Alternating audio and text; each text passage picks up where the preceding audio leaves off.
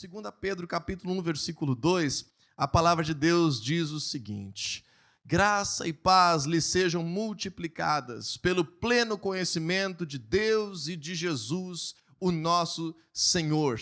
Quando nós entendemos essa expressão que Pedro usa, Pedro é o único que nos explica um pouco sobre essa graça e paz como uma expressão inicial. Se você procurar na tua Bíblia, botar aí, tem no celular, busca, você coloca graça e paz, você vai ver uma série de ocorrências no Novo Testamento. Mas o apóstolo Pedro, quando começa o seu livro, ele nos dá uma dica de como que a graça e a paz de Deus nos alcançam. E o Pedro escreve o seguinte: pelo pleno conhecimento de Cristo e de Deus Pai. Por aquilo que nós vamos nos aproximando e conhecendo o nosso Senhor. Como você sabe, a palavra de Deus não foi escrita originalmente em português, ela foi escrita no Antigo Testamento originalmente em hebraico, algumas porções em aramaico, e no Novo Testamento foi escrito originalmente em grego. Então, às vezes nós temos alguma dificuldade de entender o que o autor gostaria de ter dito, e por isso muitos teólogos estudam o grego, muitos tradutores se esforçam muito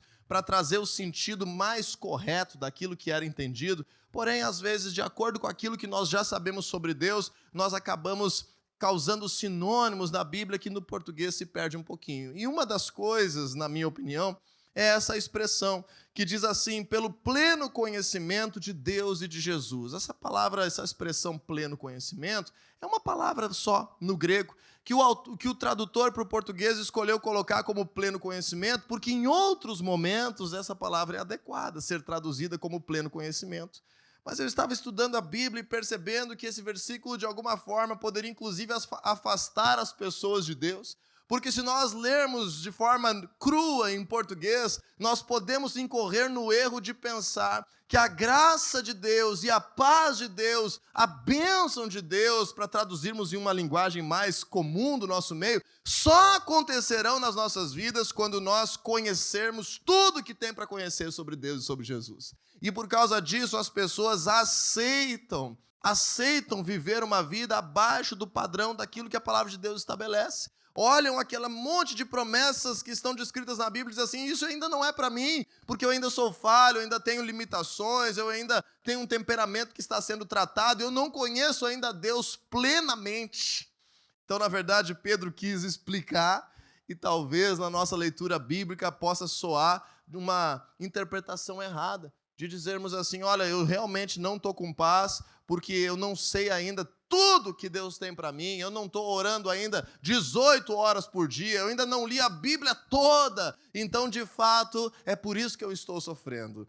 Esse não é o conceito bíblico daquilo que Jesus fez por nós com a sua graça e liberar a paz sobre as nossas vidas.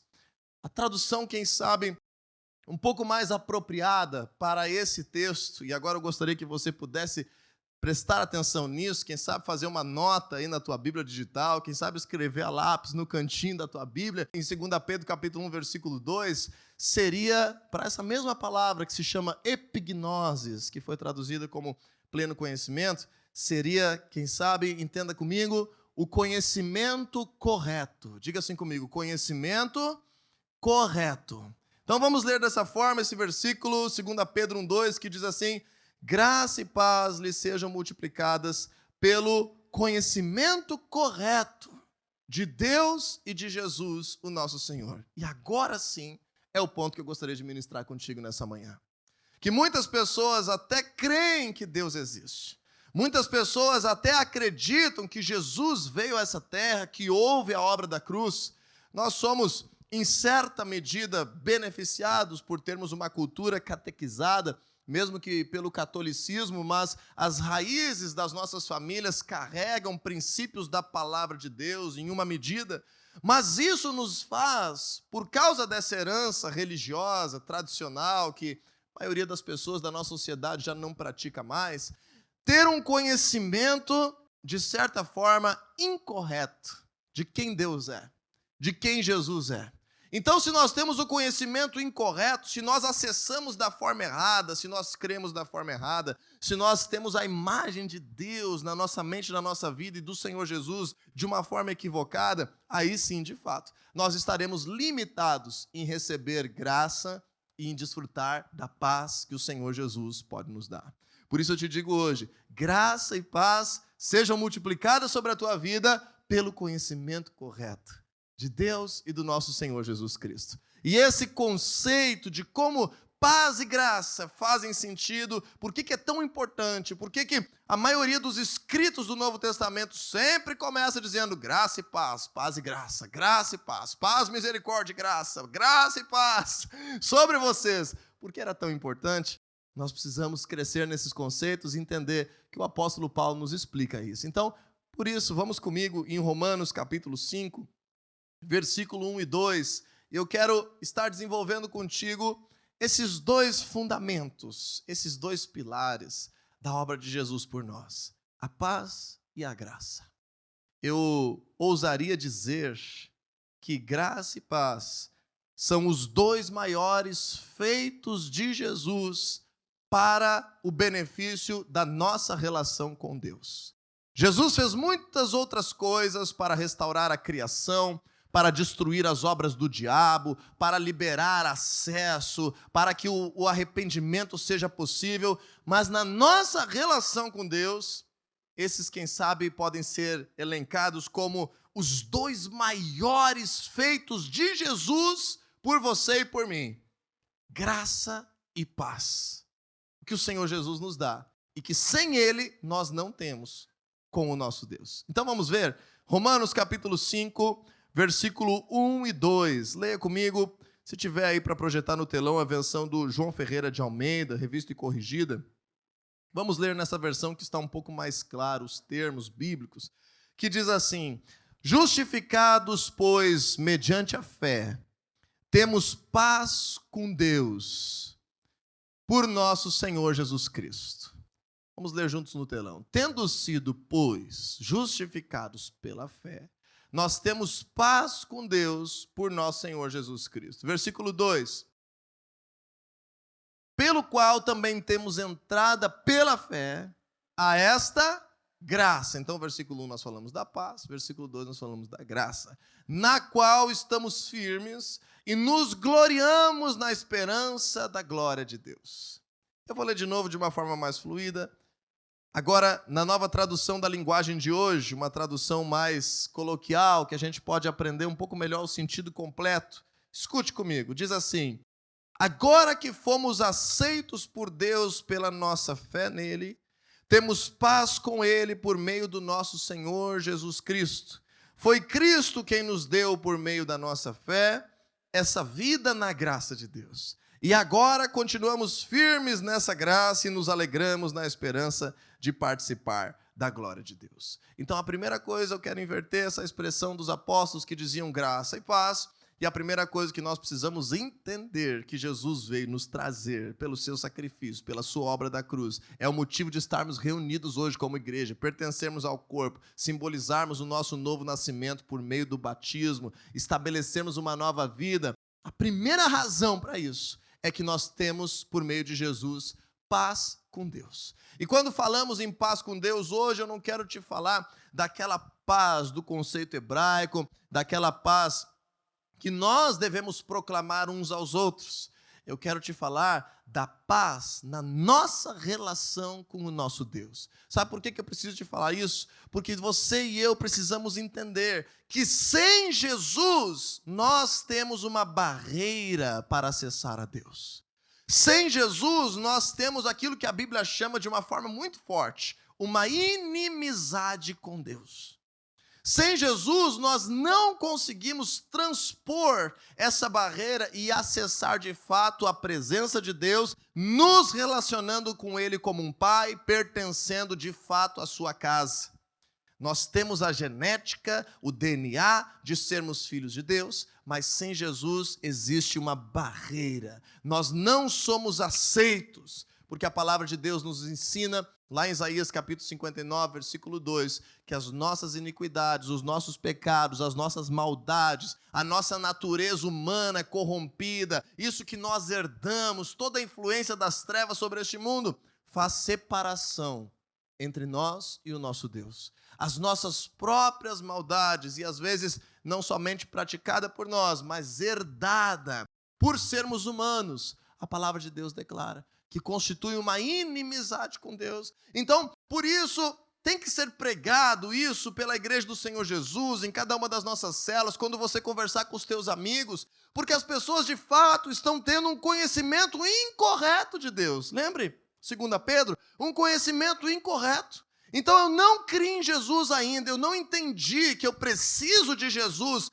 para desfazer essa inimizade. Eu não estou em paz com Deus e de repente eu participo de uma procissão. De repente eu faço lá um momento que eu estou clamando e orando.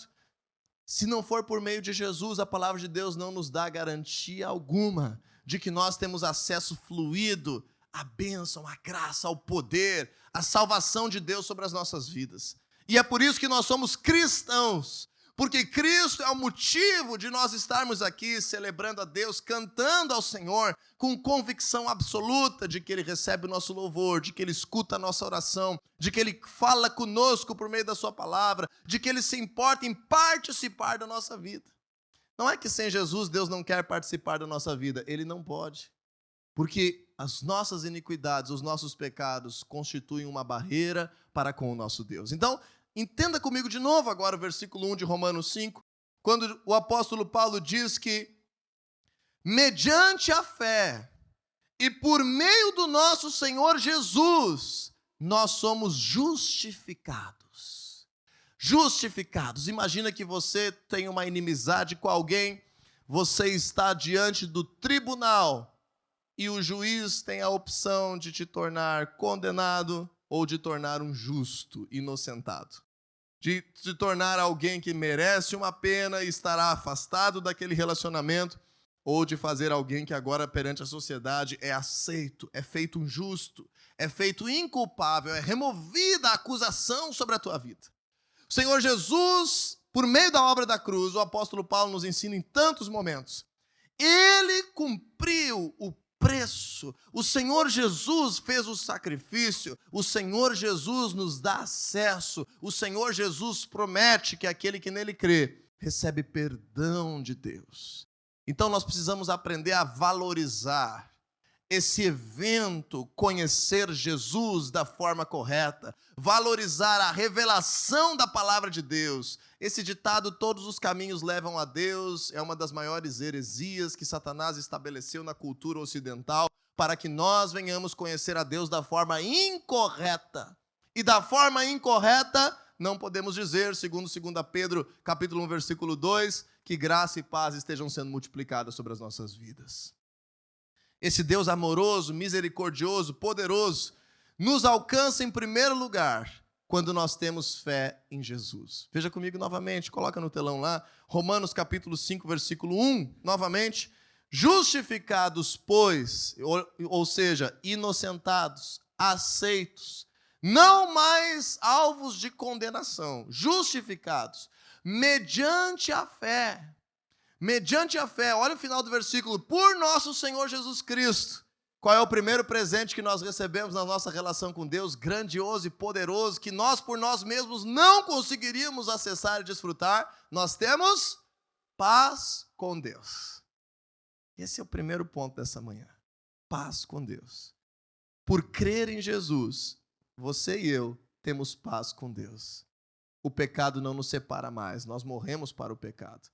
Nós nascemos para uma nova vida, nós decidimos estar com o Senhor. Nós podemos fazer uma aliança com Ele, nós podemos estar na casa do Pai. O Senhor Jesus diz que aquele que nele crê, Ele faria morada em nós. Nós passamos a ser o templo do Espírito Santo. Nós somos parte do povo de Deus. Lembra semana passada da geração eleita, do sacerdócio real, da nação santa, de um povo separado para Deus. Nós podemos acessar a sua presença. E agora eu quero te encorajar, a tua oração em qualquer momento do dia, crendo em Jesus e em nome do Senhor Jesus, é ouvida pelo nosso Deus. A tua oração tem poder. A palavra de Deus declara em Tiago capítulo 5 que a oração do justo é poderosa em seus efeitos, porque Elias era tão humano quanto nós, tão sujeito a tentações como qualquer um de nós. E ele orou por um governo, ele orou para que não chovesse, ele orou para demonstrar a grandeza de Deus, e o Senhor respondeu a sua oração. Então a palavra de Deus nos ensina, a oração de um justo é poderosa em seus efeitos. Diga assim comigo, a minha oração, crendo em Jesus, é muito poderosa. Por isso nós precisamos estimular, desenvolver, sermos confiantes de que no momento em que temos uma necessidade, você não precisa esperar chegar o domingo para vir à igreja buscar a Deus. Você tem paz com Deus. Você tem acesso à presença de Deus. Você tem acesso por meio do Senhor Jesus.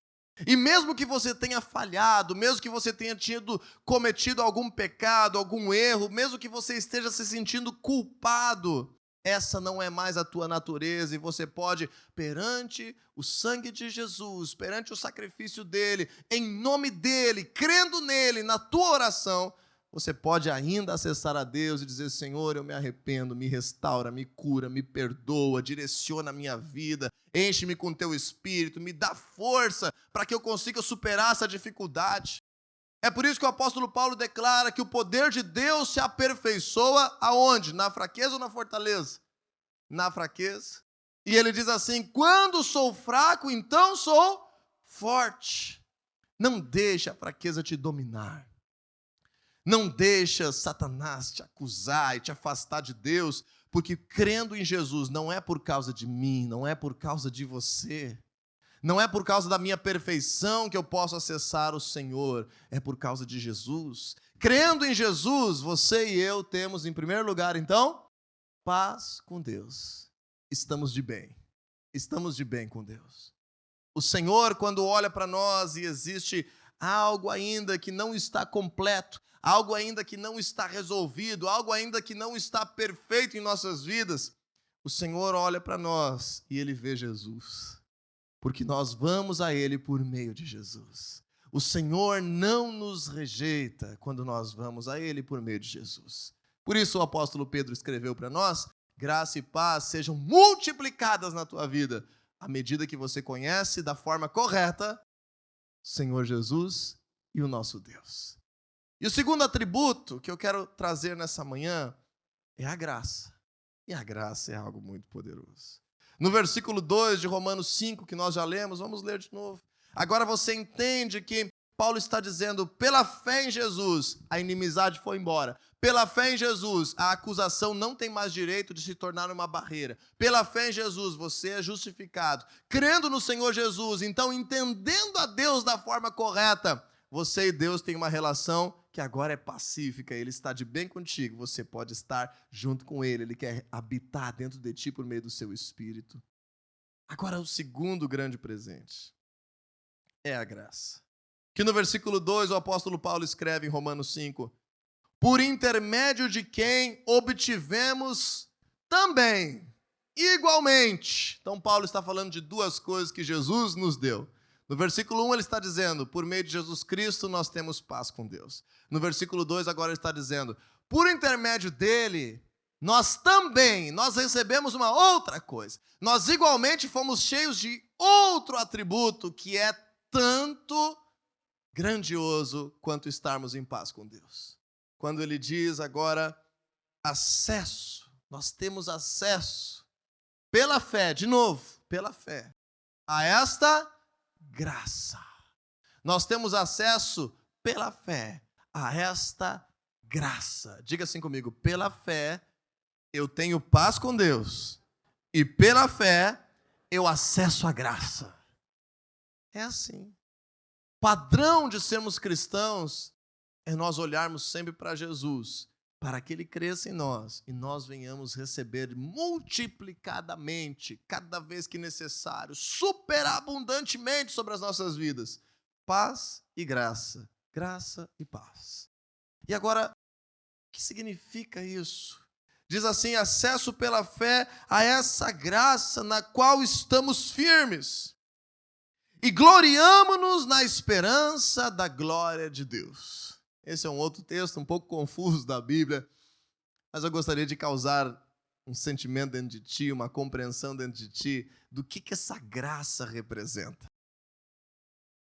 Esse texto do apóstolo Paulo está nos explicando que a graça de Deus, em primeiro lugar, nos faz estar firmes. Em primeiro lugar, a graça de Deus, quando acessamos a graça de Deus, nós podemos acessar e ter uma firmeza nas nossas vidas.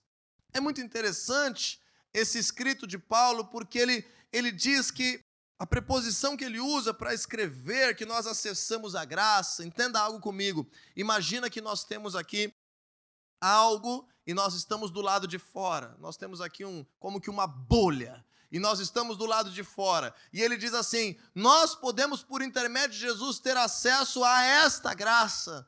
Ele usa uma preposição no texto original que significa que nós podemos entrar para dentro, que nós podemos mergulhar, que nós podemos agora estar completamente envolvidos, acessar e pertencer a algo que Deus tem para nós. E esse algo grandioso que Deus tem para nós é a sua graça. O que significa a graça? A graça foi, quem sabe, desvalorizada na nossa cultura, por causa que aquilo que é de graça, normalmente em função da nossa humanidade, da nossa avareza, normalmente em função da nossa ganância, aquilo que é de graça, nós automaticamente pensamos que não tem muito valor. Aquilo que é de graça, na nossa cultura, infelizmente, nós acabamos associando a uma coisa barata, a uma coisa pequena, a alguma coisa simples, que alguém está nos fazendo um favorzinho, que alguém está nos dando uma coisa que lhe sobrou e diz: não, isso aí é de graça, pode pegar a balinha de troco. Vai no armazém, que nem quando eu era criança, né? A mãe tinha um caderno lá na esquina, e daí tinha que anotar, daí gastava lá R$200. Isso 20 anos atrás. O rapaz ficava faceiro. E comprava de tudo, comprava chocolate, comprava pão caseiro. E aí, lá na venda da esquina, quando chegava na hora de dar o troco, quando ia pagar a conta, toma aqui uma balinha de graça.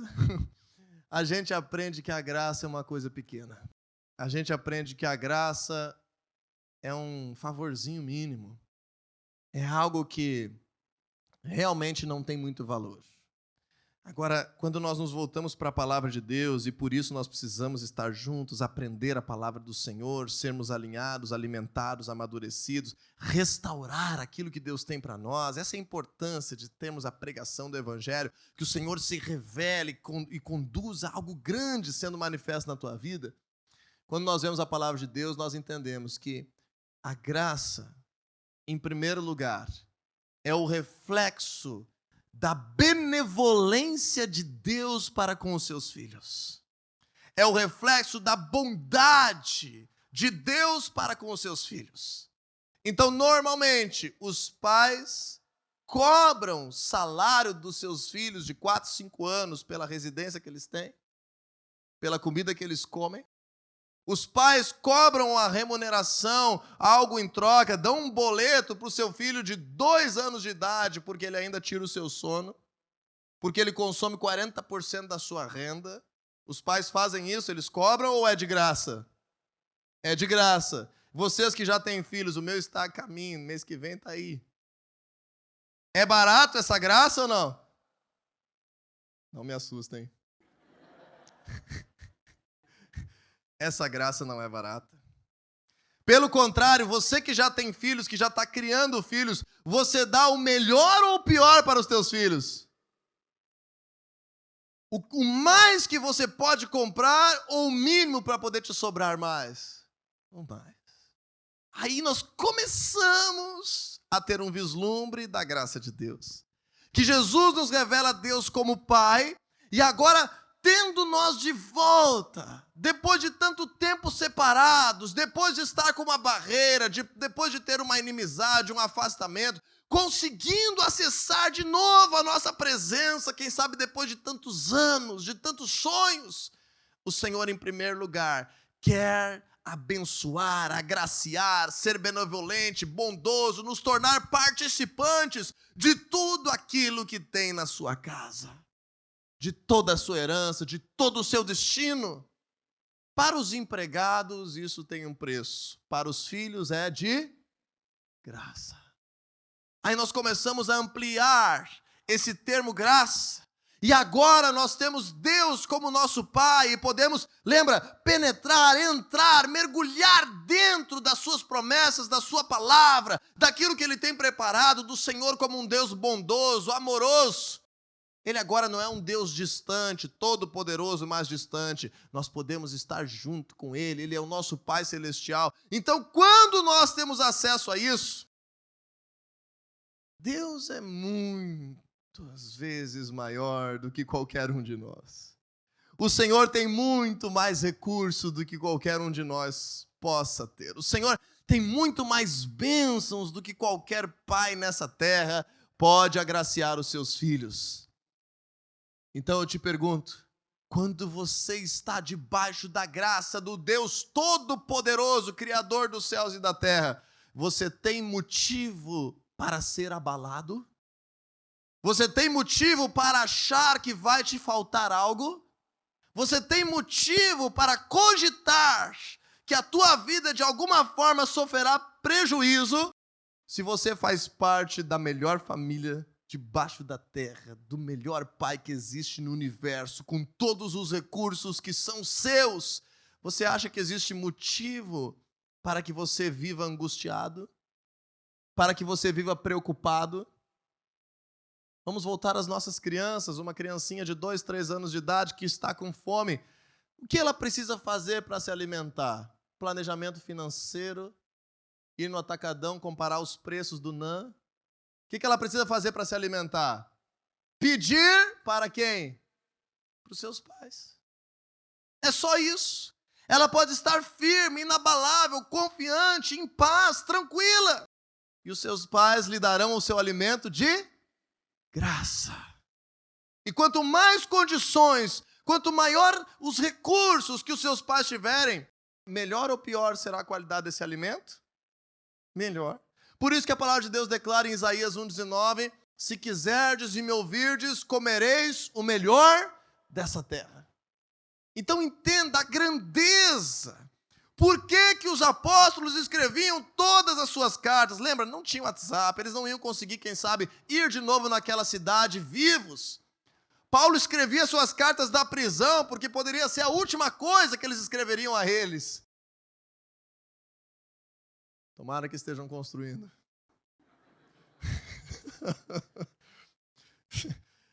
E a importância desse tema quando ele diz assim, graça e paz. Não esqueça disso, pode ser a minha última carta para ti, Filipenses. Deixa eu te dizer, graça e paz. Lembre disso. A nossa humanidade tem a tendência de duvidar. A nossa humanidade tem a tendência de recair de novo nos velhos erros, na velha mentalidade. A graça te faz firme. E a graça nos dá uma outra expectativa. Vamos ler de novo? Romanos 5,2. Por intermédio de quem obtivemos igualmente acesso pela fé a essa graça na qual estamos firmes. Pode deixar essa tradução aí. E nos gloriamos na esperança da glória de Deus. Nos gloriamos na esperança da glória de Deus. Eu quero finalizar explicando essa frase que se torna um pouco confusa hoje na nossa cultura e no nosso vocabulário. Mas é uma das frases mais extraordinárias da palavra de Deus para te explicar a graça. Nos gloriamos na esperança da glória de Deus.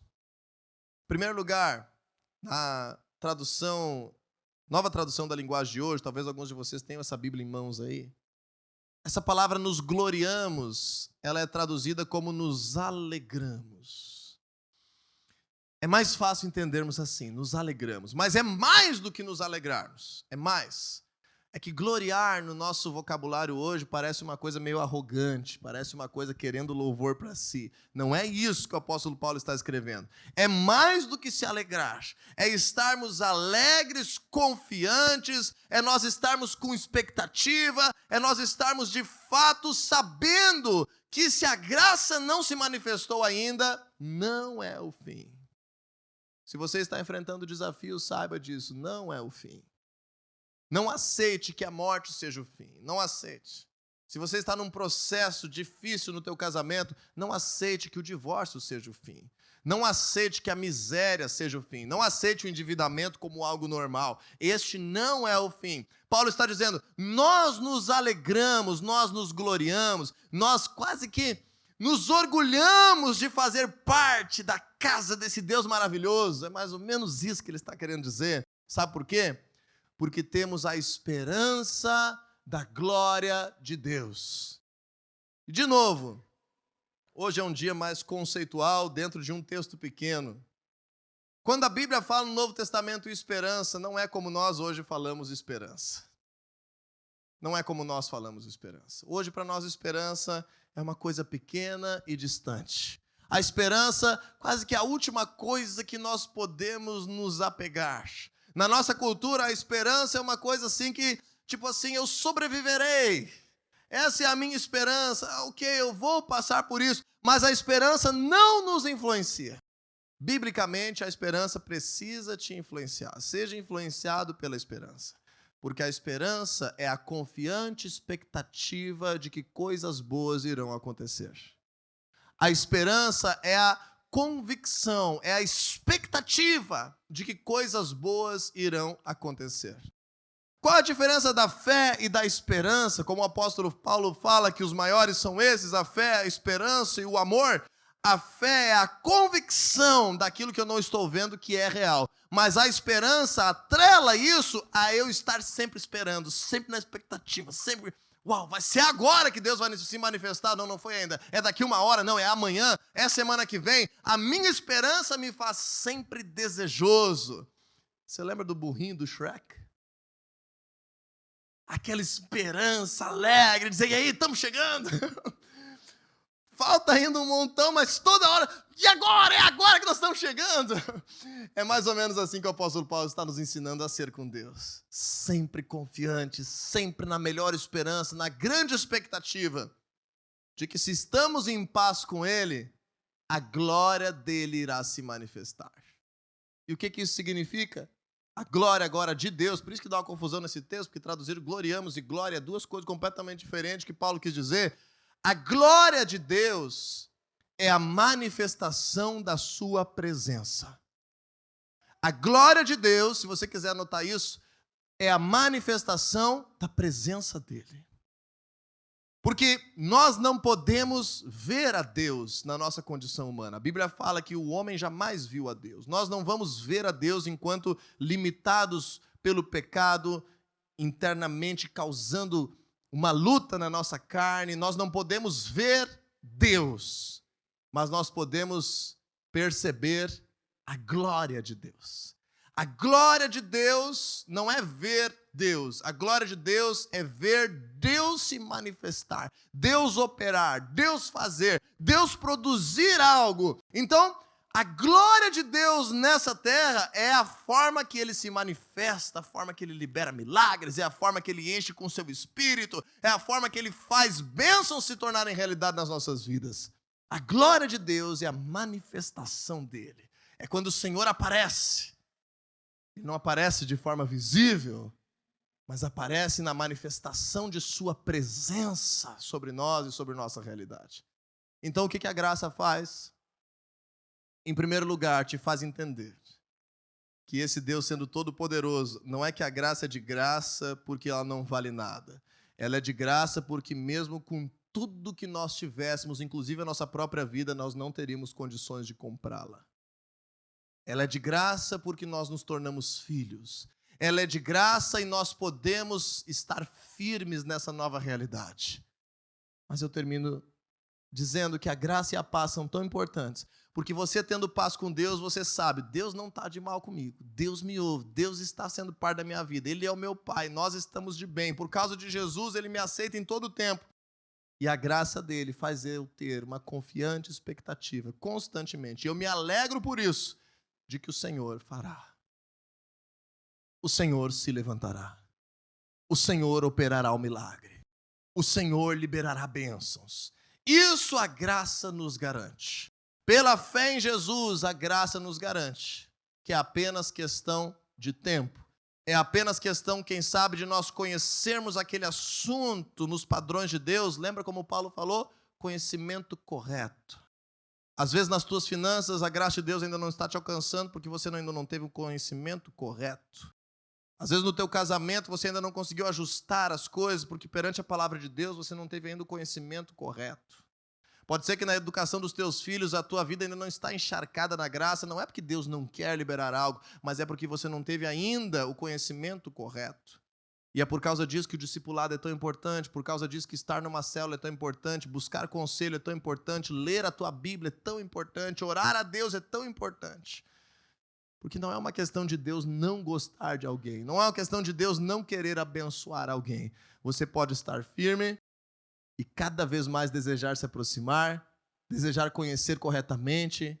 Então tá, meu líder de célula, meu discipulador, pastor, como é que eu faço para ter o conhecimento correto de Deus para a minha vida financeira? Como é que eu faço para ter o conhecimento correto de Deus para os meus planos de futuro? Como é que eu faço para ter o conhecimento correto de Deus para a forma como eu devo me comportar no meu trabalho? Como é que eu faço? E aí a palavra de Deus nos faz crescer juntos. E quando nós temos o conhecimento correto, é só ir para a galera. É só se alegrar na confiante expectativa de que Deus irá se manifestar. Graça e paz sejam multiplicados sobre a tua vida. Paz com Deus. Outro dia nós vamos falar sobre a paz que nós devemos liberar nessa terra. Shalom. Mas hoje eu estou falando sem mais inimizade, sem mais pensar, será que Deus existe? Sem mais pensar, será que Ele me ouve? Sem mais pensar, será que eu sou tão errado assim? Paz com Deus, creia em Jesus, se aproxime por meio de Jesus. Graça liberada. Então, nós acessamos a Deus por paz. Nós recebemos acesso à graça por Jesus, pela fé nele. Entende? É uma relação mútua, paz e graça. Misericórdia, graça. Senhor Deus é maravilhoso. O Senhor estará enviando recursos para a tua vida. Recursos emocionais, recursos de trabalho, recursos financeiros, recursos de tempo. Filipenses 4,13, o meu Deus suprirá todas as vossas necessidades de acordo com as suas gloriosas riquezas em Cristo Jesus.